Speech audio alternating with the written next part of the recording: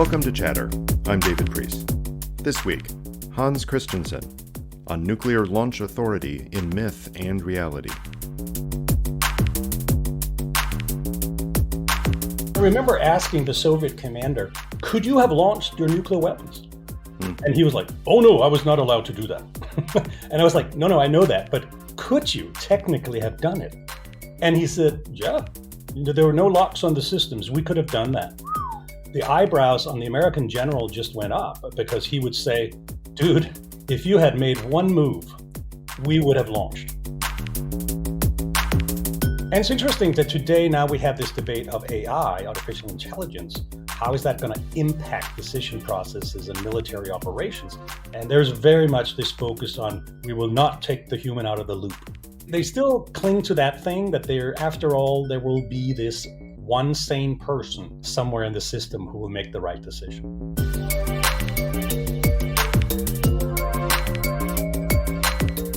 Hans Kristensen, welcome to Chatter. Thanks very much. Thank you for joining me. This is a timely conversation we're going to have about issues around nuclear launch authorization.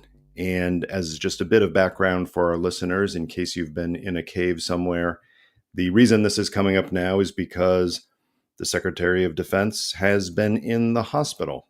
And as usually happens, and as Hans, you are all too familiar with, whenever anything happens with senior leadership of the Defense Department or the president, or basically anything having to do with the U.S. national security establishment, someone is out there saying that this affects the chain of command for nuclear authorization. And you're the guy who's usually out there correcting them and telling them how it really is. So we're going to do that because of a couple of issues that have come up with public comments from senior officials that don't quite get it right. But before we do that background, a little bit of your background. How did you come to focus on nuclear issues as your career? Yeah, it's ironic I have to talk about this because I have never been inside government. I've never had access. I've never been in the nuclear command and control system. This is all, skills learned from outside, of course, which is a unique ability in a democratic society, that it's possible to have a conversation about things that are really sensitive, even though you're not privy to the actual information. And my venue into this, I grew up in Europe. It was about the Cold War. I got involved in this standoff, the debate about it. And through that, got more and more interested in factual information. Like, how do we know what we say? Where do we get this information from? Who has it? Which parts of it is accurate, which is not? And so that brought me to the United States. And, European countries are normally open countries. They like to portray themselves as, open access, flat infrastructure, if you will. But I found that when it came to nuclear issues, it was very hard to have that conversation over there. So that brought me to the United States, where there was much greater access to people who actually know something about this. So through interacting with them and researching this issue over here, I gradually became what they call in public an expert. But, there you go. I'm fascinated by your mention of growing up and being aware of these nuclear issues. We don't talk about age of our guests or our hosts here on Chatter, but we do talk about life experiences, and some people can interpolate or extrapolate from those.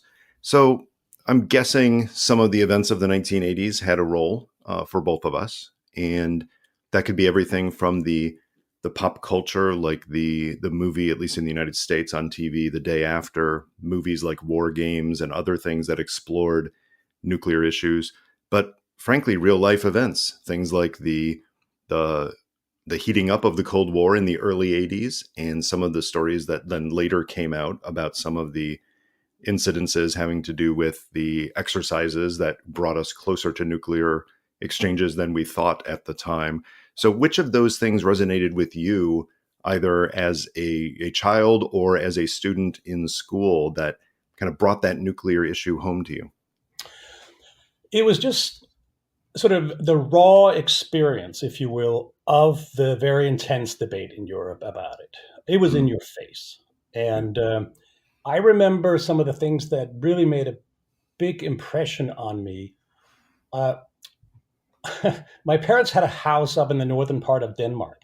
Mhm, And as a kid, I remember going out there and suddenly these massive aircraft just came flying down over our house and out over the local bay, turning around and swooping back. And I was like, whoa, what's going on? We read it in the news. Much later, I learned that these were some of the big northern wedding and teamwork exercises that NATO conducted up in the northern flank, mhm, and some of it had made it down over our house. And likewise in Copenhagen, as a kid, as a young man, when I moved over there, um, the debate over the cruise missile deployment in Europe was at its peak. And I mm, can remember days where 5 minutes to noon, everybody would stop their car in the middle of the city and stand next to their car for 5 minutes in protest mhm, against this madness.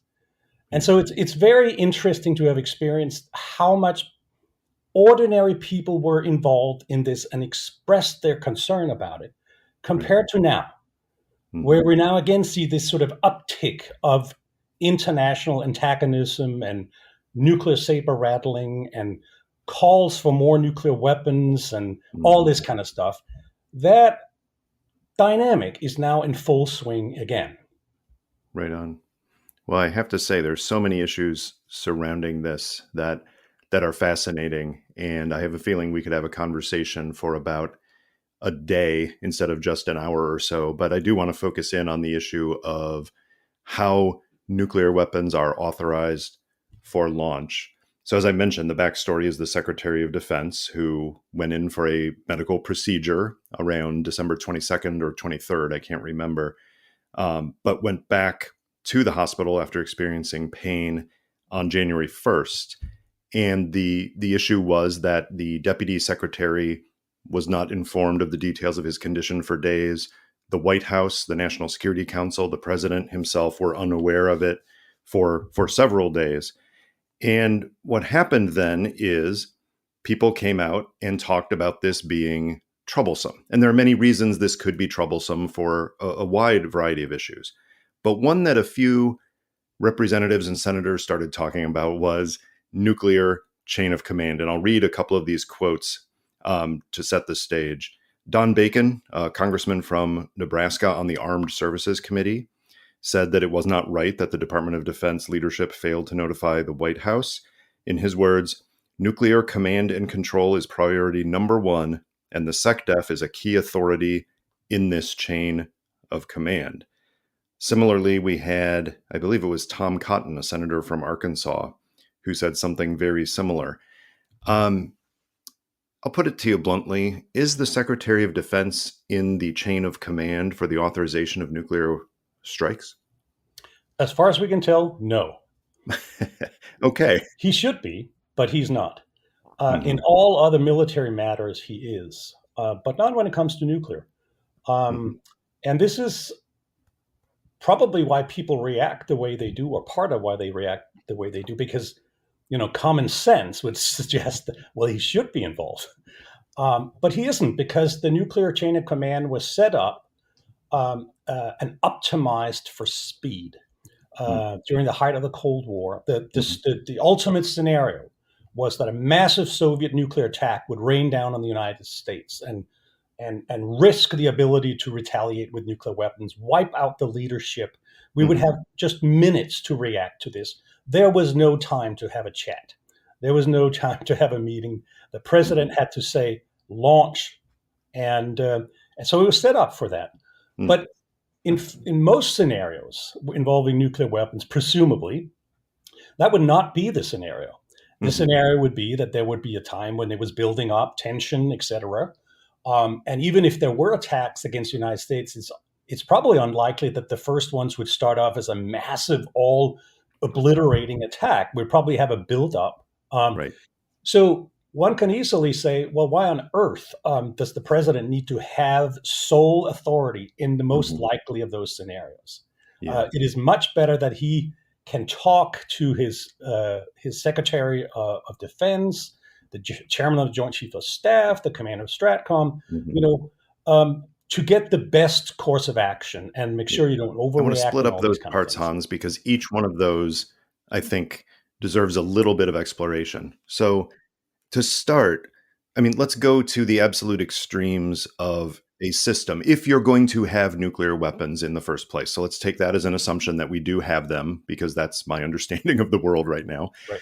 Um, at the extreme, you could have a system by which nuclear weapons cannot be authorized for use without the kinds of things we're supposed to do for almost all other public decisions. That is, you have hearings in Congress, you have debate in public, you have a vote to authorize the use of force. In theory, a declaration of war, although we're not keen on doing that in recent times, but in theory, and it is a full public public buy-in discussion of it. That's one extreme. Yeah. You've laid out the reason why that did not make sense to leaders in the Cold War, and maybe even now at that extreme, simply a matter of time if there is an urgent matter. But you can go to the other extreme. And the other extreme is because there's even a possibility of a quick, rapid strike against us that could prompt retaliation, the President of the United States should have a literal button that directly launches the nuclear weapons. That is, there is no mediator, there is no person actually doing it, that there is an elaborate system set up where one person is allowed to do the launches within microseconds. Um, I would think both of us and most reasonable people would agree that those two extremes are both unrealistic and perhaps unwise based on the way international relations and human psychology actually work. So we found this thing in the middle whereby the president has the authority, but it is not literally a button on his desk, despite Correct. what Donald Trump tweeted out at Right. one point. And I will say, despite what at least a significant chunk of the American people believe, that there is a button that the president can push to launch Yeah. nuclear weapons. Yeah. Um, Putting those two extremes aside, you seem to be making the case that at least since the height of the Cold War, things are different. And perhaps even at the height of the Cold War, we didn't need a system where the president alone in the authority chain would not need to have formal consultation with somebody else as a matter of law. Is that right? Yeah, I think so. I mean, the point is here again, like you said, um, because nuclear weapons are so extreme, and they, promise so much, we tend to end up in sort of worst case scenario decisions about them very quickly. And so in this case, it's like, well, of course, if 1,000 or 2,000 nuclear weapons are raining down over the United States, why on earth would you argue against that? But that's not most of the scenarios where this would come to play. And so at the extreme, the real danger here, of course, the dangers are several. One, suppose we have a crazy president that gets into a brawl and or there's a situation that happens somewhere and this president reads it wrong and overreacts. We've just had Trump in the White House, and this issue really bubbled to the surface during that period, Mm-hmm. to such an extent that the chairman of the Joint Chief of Staff tried to sort of interject himself into that decision making process, which is an extraordinary um, Mm-hmm. uh, event. Um, so I think under the most under normal circumstances, you would have a consultation, even though the president can put his little card into what is known as the nuclear football, the electronic device that communicates his decision on what to do over to the Pentagon's command center. Okay. And in there, they authenticate that this command is actually coming from the president. Mm-hmm. And then they react by transmitting the launch decision out to the units, and off they go. And that Uh, authentication, Hans, let me clarify that yeah, authentication it is a coded process. That is, the Correct. president has call and response codes and the biscuit, the card that Yes. allow him to confirm his identity. But Correct. there still is a human in the command Yeah. center who Exactly. has to receive that and say, yes, it's not an automatic process. Yes. It's not a computer he's sending this to. He's sending Yeah. to a person that has to interpret it. And that person is not the secretary. And that is not the secretary. No, that is a command center that is Mhm. manned by military officers who are trained in this processing this extraordinarily important event in the right way. Mhm. And it was that group of people that the chairman of the Joint Chief of Staff under Trump was trying to appeal to, basically saying, if you get this order from him, talk to me. So, what I'm thinking here is you still have issues of judgment. And my former professor at Duke, Peter Fever, who has written about some of these issues of command and control and civilian military issues, Mhm. has argued publicly before that if it were a case of the so-called madman president, that an order comes in to launch nuclear weapons at, say, Iceland, just randomly, that a person receiving that verified code would realize that this was not a lawful order, that there was no Mhm. reasonable basis for such a command, and that would prevent a nuclear launch. What do you make of that argument, that having a person there who Yeah. technically is supposed to simply pass on the order once the president's identity is confirmed, but that person does have independent judgment? Yeah. You can hope that there is a brave person in the system who would act responsibly like that. Um, but you cannot rely on it. And this is the problem we have, I think, when it comes to the scenario of a mad president or even an overreaction. Um, there, it is needed to have a discussion between the top people in this chain of command. Um, in any other way, we would do that. In any other military engagement, we would do that. Right. I mean, you wouldn't have the president pressing a button and suddenly cruise missiles fly out of a submarine somewhere. Hmm. When it's conventional, warfare. But you could sort of say that's nonetheless what we have on nuclear weapons. But Hmm. like you say, there are people in the system, and you can hope they react and interject themselves, but you cannot count on it. Yeah.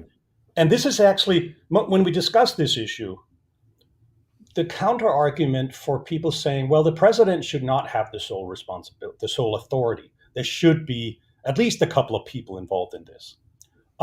Most people say, yeah, but what if the Russians just attack, right? And there we are back to that extreme scenario. Hmm. But like I said, yeah, fine. But there are scenarios that involve U.S. first use of nuclear weapon, the decision to initiate nuclear use. Mm. Remember, we have a strategy in the United States where we have rejected a no first use policy explicitly because we like to keep a limited number of potential scenarios open whereby the president could order the first use of nuclear weapons. And specifically in the context, for example, of very large conventional attacks against us or critical overseas interests like Hmm. allies, or devastating biological attacks, or perhaps in the future, even very advanced cyber attacks that have devastating consequences, things like that. So, for those reasons, they want to keep that option open. Um, and so you could say, that would not involve this thousands of nuclear weapons attack against the United States scenario. So why on earth should the president not consult the Secretary of Defense and perhaps others as well in Hmm. that? And let me remind you, he probably would, or she, Right. most likely in most scenarios, because there are scenarios, there are capabilities set up so that he can have a consultation with the military and civilian leadership elsewhere. Hmm. So why not make that the rule um, for everybody's safety up front? Hmm. Now, let me think through what that would mean. So if we were to have a system under which And let's just say it is the Secretary of Defense, but you could put in the Anyone, yeah, Speaker of the House. You could yeah. put in um, virtually anybody, but whatever you put into legislation that said this must happen. But let's say the Secretary of Defense. Hmm. If that were the case, then the issue of, is the Secretary of Defense incapacitated? And has the Deputy Secretary assumed the duties of the Secretary, including this important consultative role? Then this hospitalization would be an absolutely crucial issue. It would if he were the only one he had to talk to and Right. he didn't know where he was. Absolutely. So Mhm. you can imagine a number of people that are involved. You can imagine the Secretary of Defense. You can imagine the Chairman of the Joint Chief of Staff. And at some level also even the Commander of your Strategic Command, of course. Um, and if there were a launch situation, of course, there would be an officer on this conference Mhm. call from Stratcom that would advise the president, what are these options that are available to you, Mr. President? Under the circumstances, we recommend this one. um, but so there is that, it is built in with that process. So you could say in a way that it's interesting with this reaction to to the Secretary of Defense disappearing for a couple of days. It's very interesting that reaction because on the one hand it misunderstands, it shows that these people in Congress, they misunderstand or unaware of what the system is. On the other hand, it indicates that they're concerned, that they would like to have the Secretary of Defense involved in that process because presumably they think it's important. And I agree with that. I think the Secretary of Defense should be involved in those first use and very limited number of Mhm.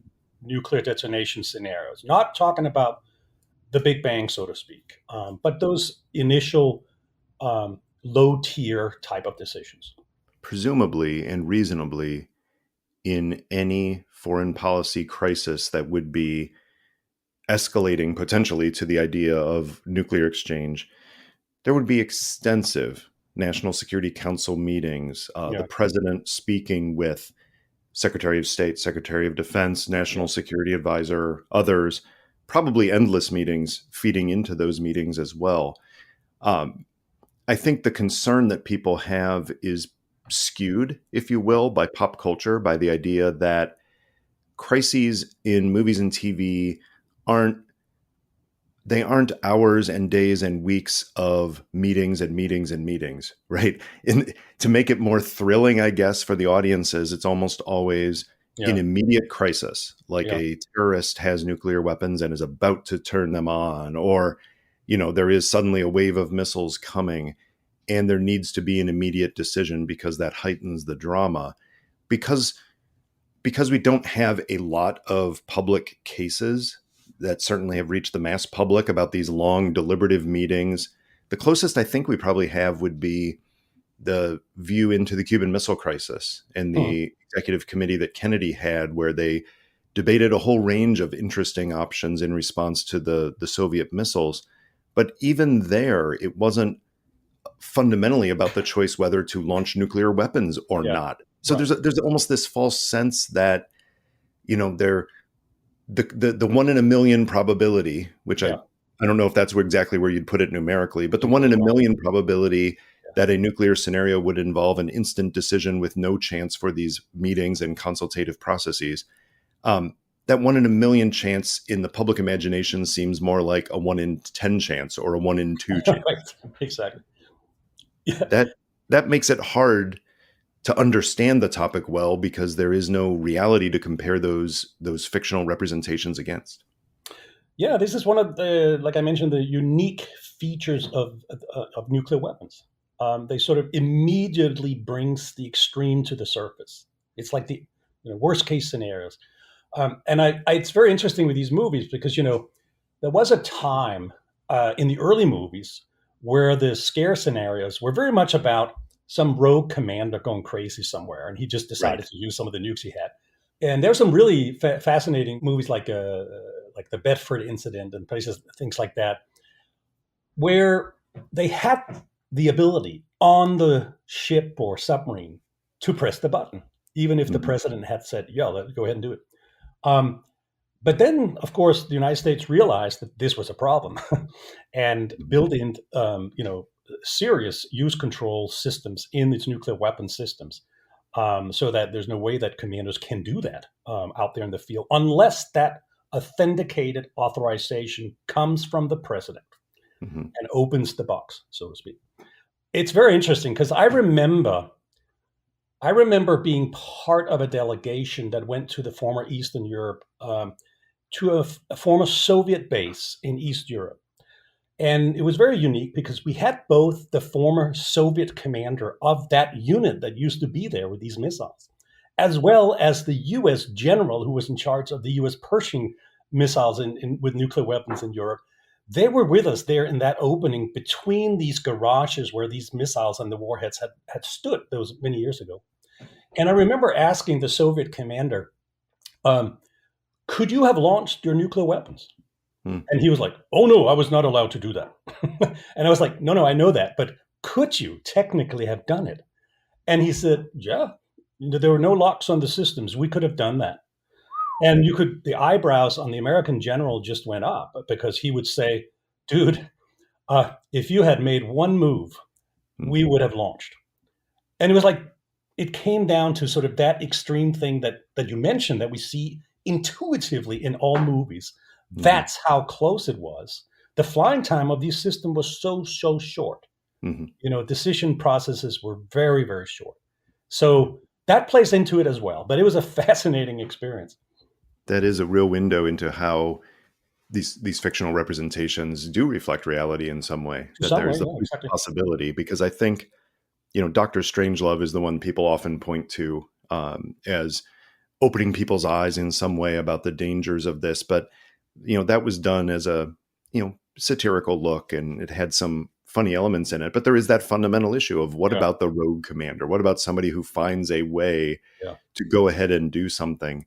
Now, it's different for the authorization of the use of nuclear weapons, and then a choice after that has been given to pull back, hmm, which I think is where some movies, fail safe, I think, went hmm. this way. Dr. Strangelove Same thing. Yeah, basically does. And in hmm, those cases, there is a real issue there, yeah, is some of these systems, once launched, there isn't an easy recall button on exactly. all of them, certainly not back then. Yeah, That changes it, because then you're not talking about the decision to use these awful weapons, but the we think we made a mistake. How do yeah. we fix it?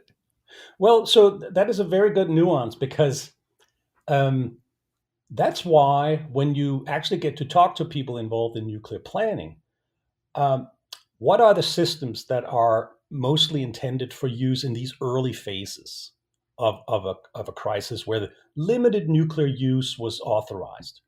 Well, those are the bombers. The bombers go in, they can put limited, impact, so to speak, and Right. you can recall them.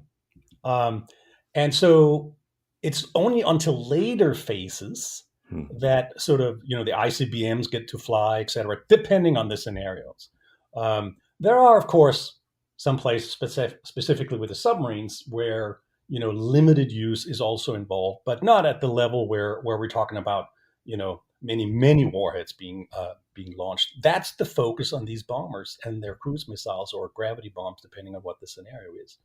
So there is that hope that when you turn up the heat and you start to, signal to countries that now we're serious, that you begin with these lower tiers um, of what you have at your disposal, and then you sort of gradually turn up the heat. Hmm. Absolutely. It occurred to me, mentioning Dr. Strangelove, that I was perhaps too conservative in mentioning what the extremes were for launch authorization, because the second extreme I posited was, based on my memory as a child of the music video from Genesis, Land of Confusion, where Ronald Reagan wakes up from a dream, sweating, and reaches above his bed to press the button for nurse, but hits the button next to it that says nuke, and everything blows up. But that's not the extreme. Yeah. Dr. Strangelove pointed to the real extreme, which is the so-called doomsday machine, right? The automatic system whereby the detection of some kind of attack it automatically creates a response, and there is no human in Yeah. the system. So I guess that extreme would be different. The idea of an automated response to take humans out of the loop and make, in theory, deterrence more credible. Yeah. So in this country, we have very much, resisted that temptation to sort of take the human out of the loop. That is, in fact, also out of the movie the War Game from the 1980s War games, sure. is very much about Yeah. that. Where a computer takes over. And it's interesting that today now we have this debate of AI, artificial intelligence. How is that going to impact decision processes and military operations? That is very much also part of that conversation. And people are concerned that you could get to a point where an AI system would make the decision and a military commander would have to agree or not, but being fed options based on analysis that this system is performing. And so there's an intense debate with government officials right now. I've been involved in some of these discussions, and there's very much this focus on, yes, well, we'll do all these things, but we will not take the human out of the loop. You know, so they Right. still cling to that thing that after all, there will be this one sane person somewhere in the system who will make the right decision. That leads to some really interesting philosophical and psychological arguments about the sane person in the Yeah, system.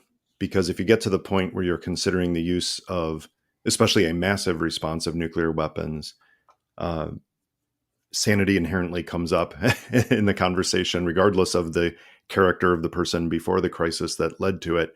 yeah, But you also face the issue with AI that, AI, whatever algorithm you have building it, is human informed. That is, you're putting in the biases and assumptions of the people who are building the algorithm to develop it.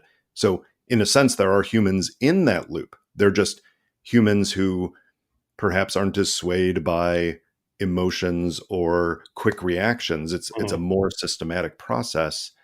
But the ultimate AI, you also lose where that happens. Like it becomes the black box of, you don't know how it gets from A to B to the yeah, ultimate decision.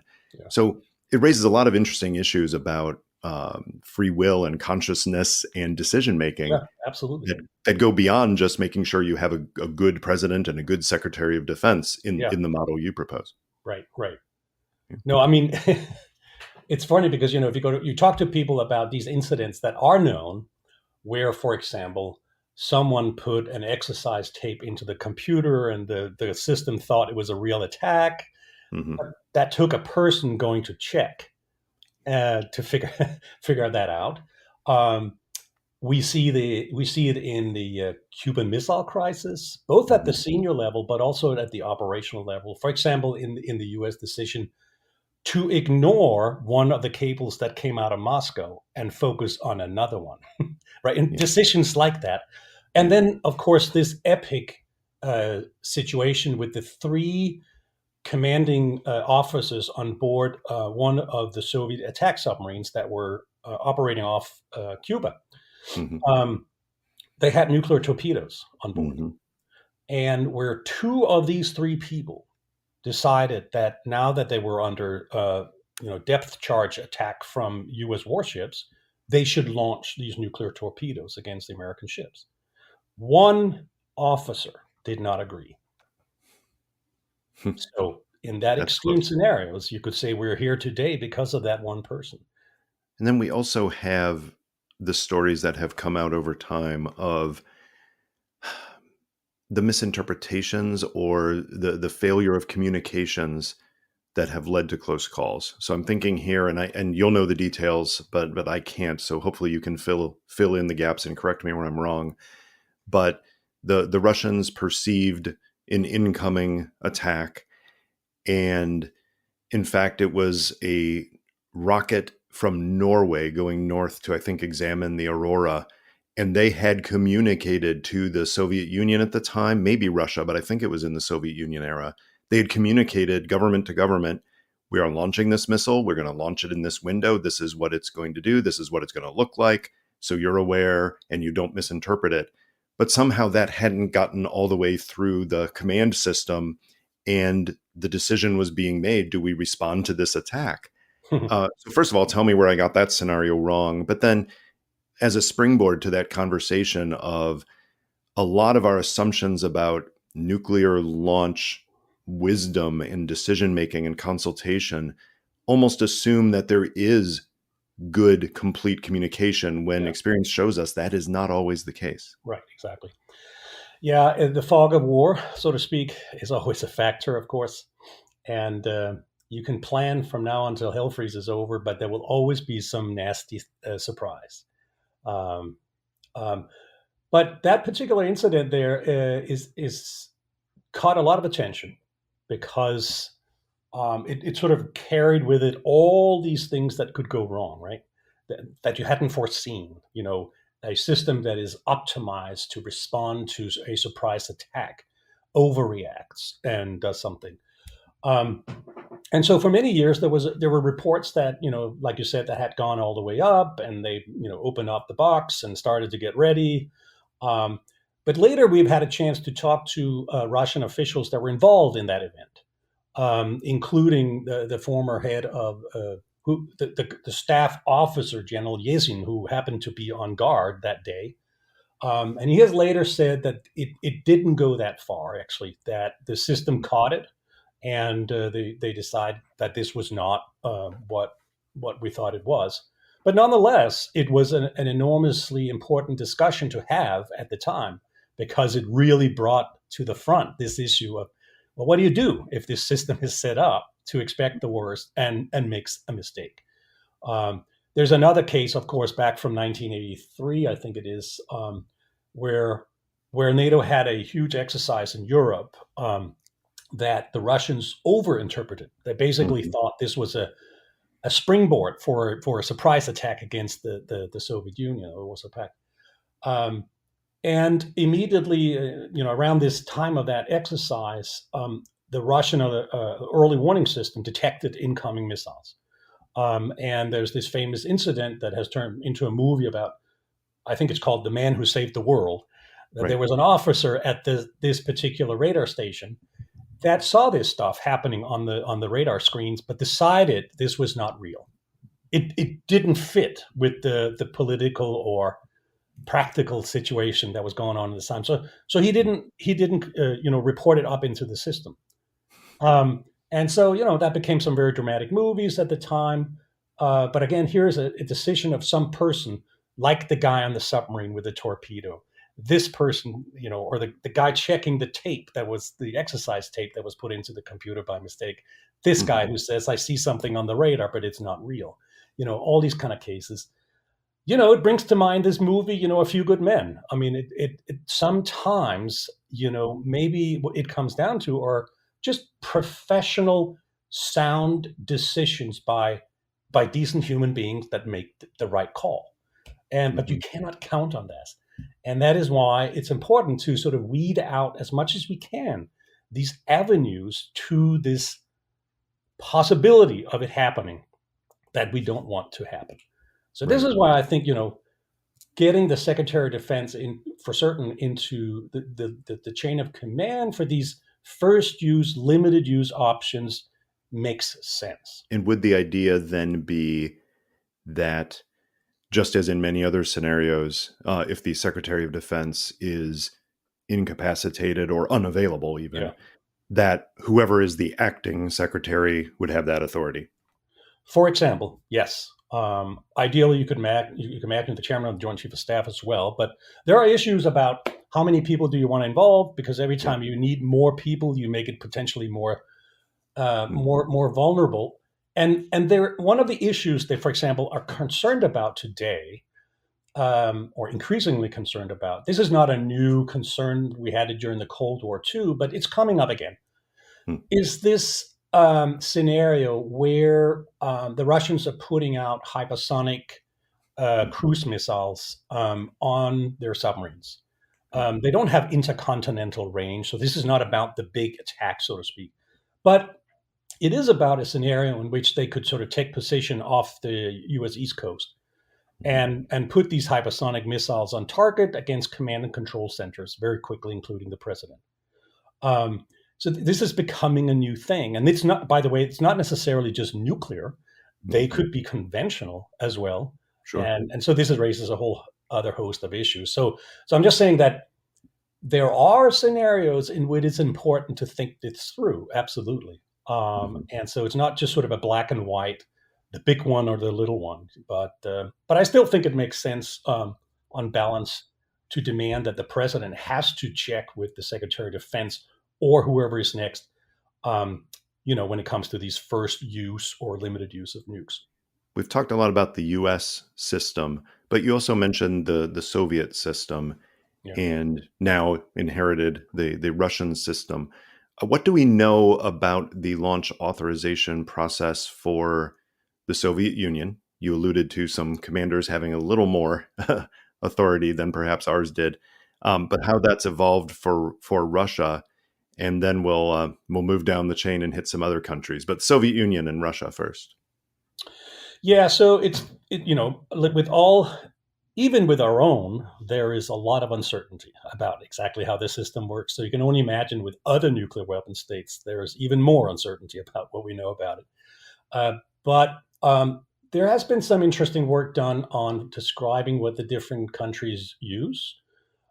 There's one by the Middlebury Institute. I think the report is called something like "The Finger on the Button" or something like that extent. It's a very good rundown of what is known, a thought about what the system is around the world. And for Russia, of course, as for the United States, it's thought that the ultimate decision lies with the president.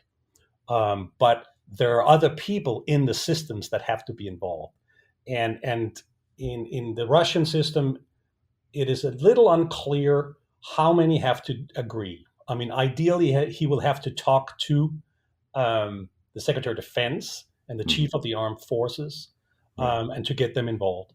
But they also have a system that if the leadership has been knocked out, there is this perimeter system, so to speak, that is designed to be able to execute the launches if the national leadership has been taken out.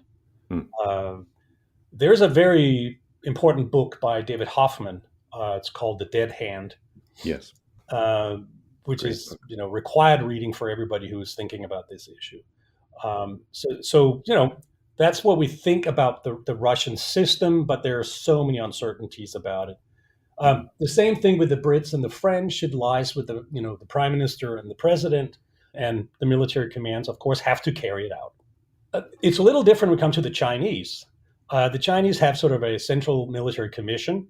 That's a group of people that involves the military people as well as, of course, the president. So, in practical terms, it probably is the president. But the way it's being described is that the decision comes from the central military commission. But I would Mhm. say it's from the president. Um, India, Pakistan, a little different. They have some sort of a kind of committees that consist of military and in some cases civilian individuals that are consulting on this particular matter. But at the end of the day, it's probably also that in India it's the prime minister that calls it, and it is in Pakistan probably the head of the military that calls it.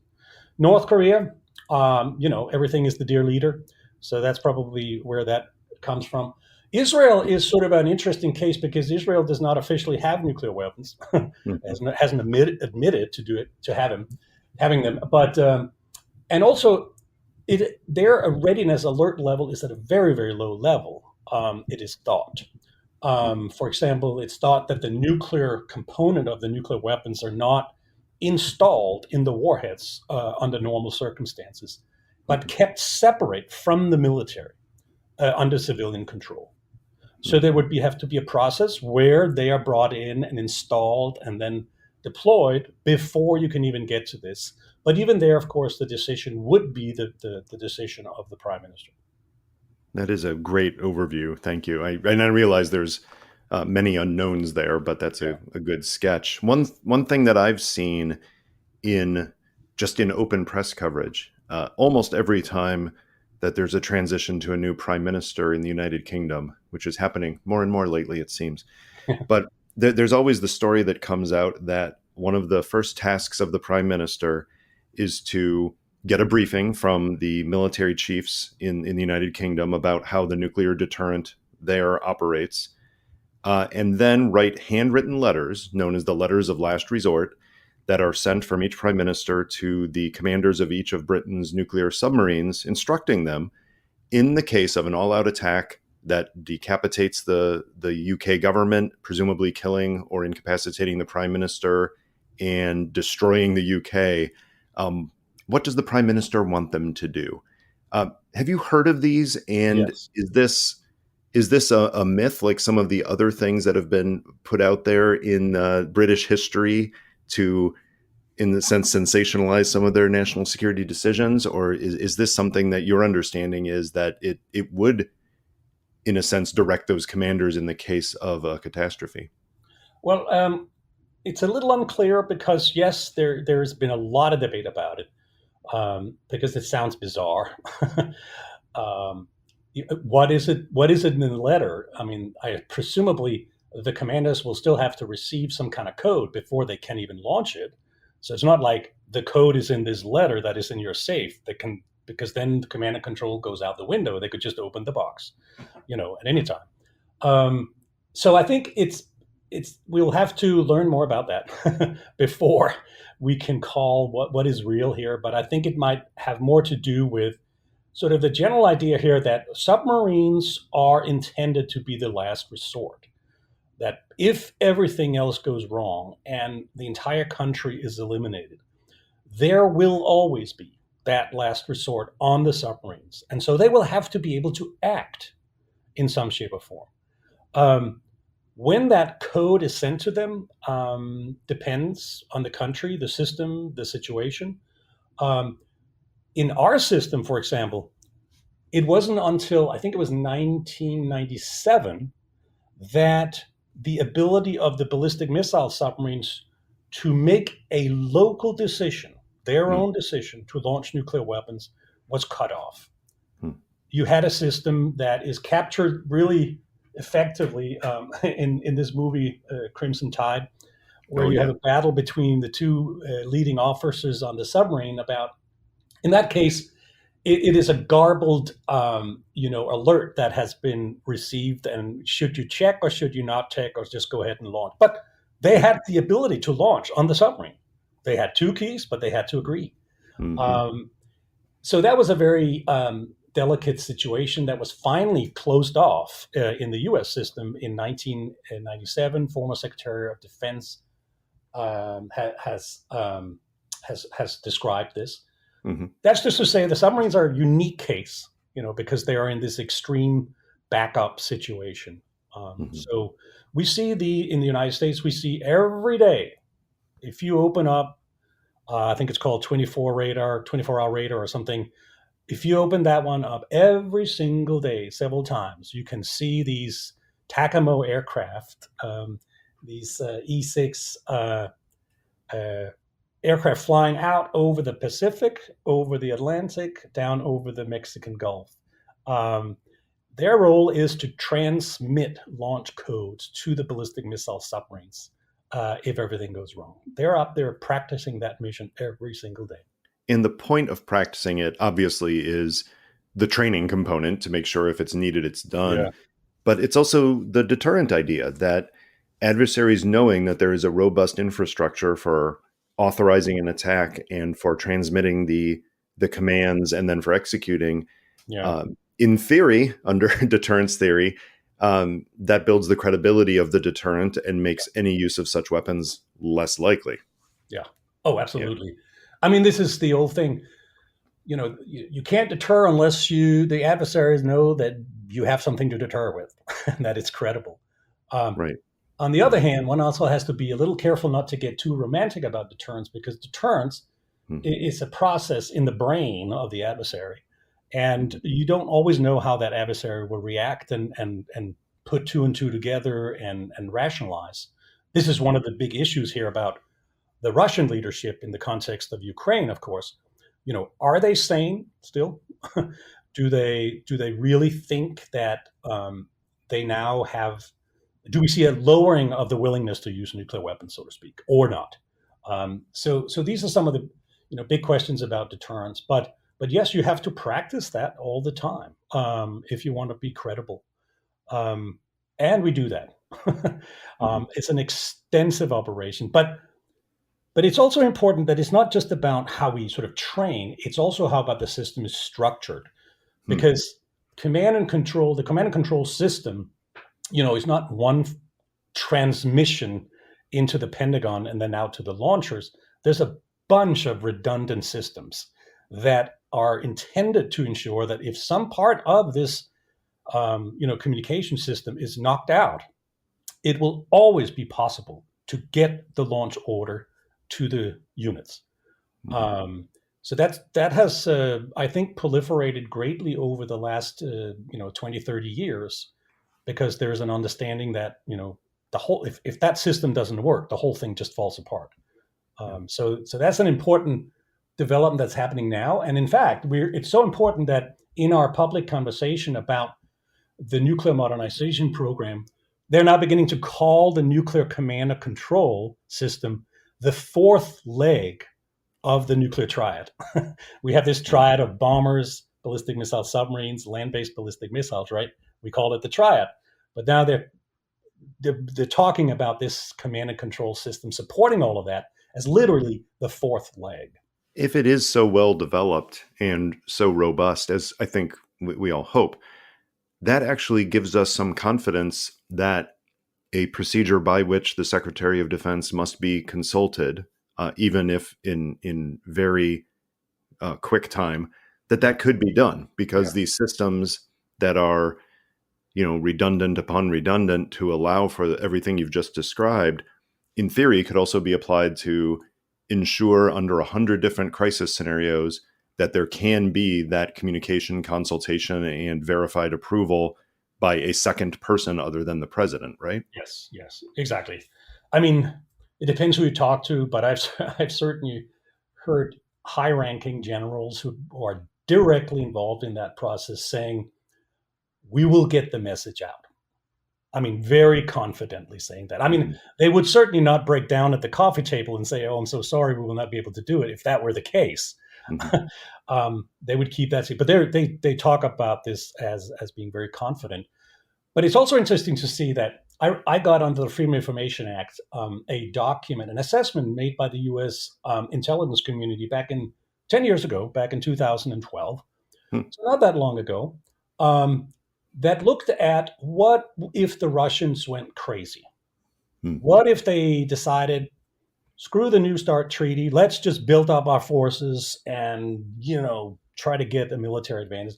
And the striking conclusion of that assessment was that there was nothing, and it's almost in so many words in the document, there is nothing the Russians can do, even breaking out of New START and vastly increasing its number of nuclear weapons, that would fundamentally undermine strategic stability. The point Wow. being that strategic stability is, no matter what they do, they cannot get to the submarines. And so they can pile as much as they want and they can attack this and that, but there's nothing they can do that would prevent them from getting that devastating retaliatory strike coming in again. So Hmm. this was just 10 years ago. Wow. And so we haven't seen a new one, but I doubt it has changed very much. Hmm. But it's very relevant even for the situation we're in right now. Right. Well, it is our tradition on Chatter to close our conversations with a random question from the Chatter box. Hans, boy, this puts you on the spot in an entirely different way. Should the United States send a manned mission to Mars? What do you think about that? My take on it is that would be quite an adventure. Um, An adventure like an adventure you'd want to go on because it would be fun, or an adventure as a euphemism for this would be a disaster? no, I would never want to leave this planet for good. I'm one of the few things that keeps me sane, I think, is nature. Uh, The natural environment, yeah, and I could not leave that. right. So I'll leave that to other people. But Whether we should spend all the resources to try to do it, that's the real question, of course. Mhm. Is that worth it? What are we trying to get out of it? I'm tempted to say no. I think it's interesting and fantastic, but there's a lot of stuff we can do in closer to Earth with operations around the moon. Why don't we start there? That sounds reasonable and practical. Hans, thank you for joining me on short notice to talk about this timely issue. We appreciate your insight. Thanks very much for having me.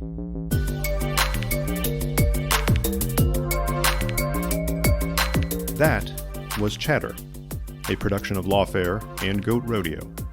Please subscribe to the podcast and find us on Twitter at ThatWasChatter.